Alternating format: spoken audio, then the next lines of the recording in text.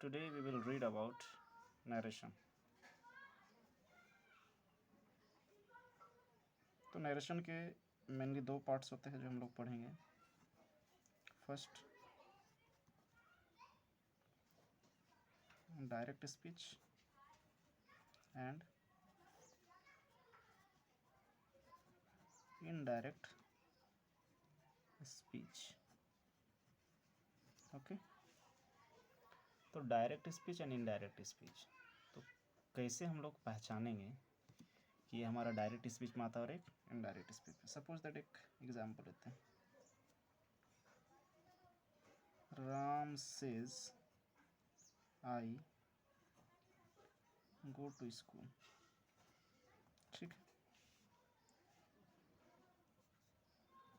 तो Ram says I go to school. Ram कहता है कि मैं स्कूल जाता हूँ.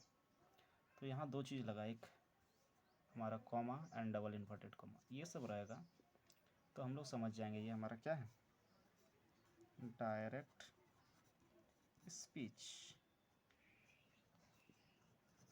ओके, नाउ सेकंड वन, अगर इसी का हम लोग चेंज करेंगे इनडायरेक्ट में, कैसे चेंज होता है पहले हम लोग देख लेते हैं, फिर इसके बारे में समझेंगे कि इसका क्या रूल्स होता है, कैसे चेंज होता है.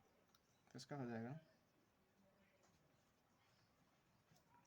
Ram says that he goes to school. ठीक, लेकिन हम लोग ये देख रहे हैं यहाँ पर कोई comma and double inverted comma नहीं है. तो ये डिफरेंस है पहचानने का कि अगर कहीं कॉमा लगा है, डबल इन्वर्टेड कॉमा है, that means direct speech, and जहाँ कॉमा डबल इन्वर्टेड कॉमा नहीं लगा हुआ है that is indirect speech.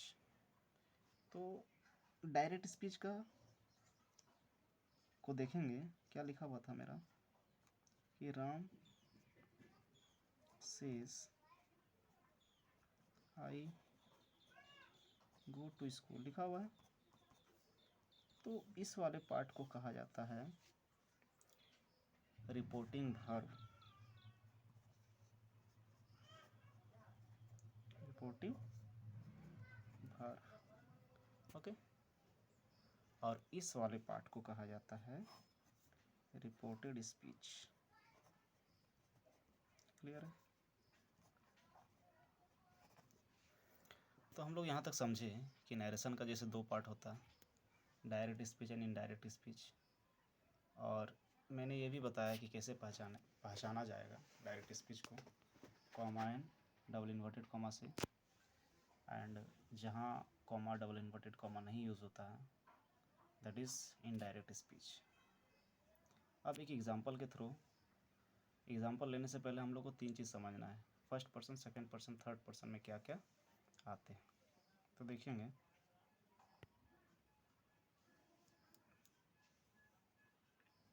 First person I we,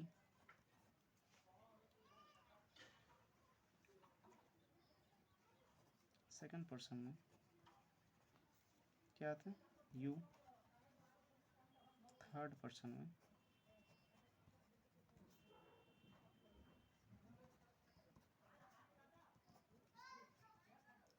कोई भी नेम और दे दो. फर्स्ट पर्सन में क्या क्या, I we, second person you, third person he she it name and दे.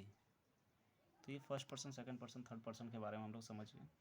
एक रूल रहता है, रूल को समझेंगे. लिखा रहता है एस ओ एन 1 2 3, ये जो कि बहुत ही इम्पॉर्टेंट इस चैप्टर में. तो यहाँ वन, वन मतलब फर्स्ट पर्सन, ठीक है, सेकंड मतलब सेकंड पर्सन, थ्री मतलब थर्ड पर्सन, और ऊपर में एस ओ एन लिखा है. एस मतलब हमारा क्या हो जाएगा, सब्जेक्ट. ठीक है, वो मतलब ऑब्जेक्ट, एंड मतलब नो चेंज. It clear? तो फर्स्ट पर्सन किसके अनुसार चेंज होगा, सब्जेक्ट के अनुसार, second person object, and third person no change. एक एग्जांपल के थ्रू हम लोग लेंगे कि क्या आखिर हम लोग जो पढ़ रहे हैं रियली में यहाँ यूज़ हो रहा है कि नहीं, तभी तो हम लोग समझ में आएगा। जैसे एक एग्जांपल, ही सेज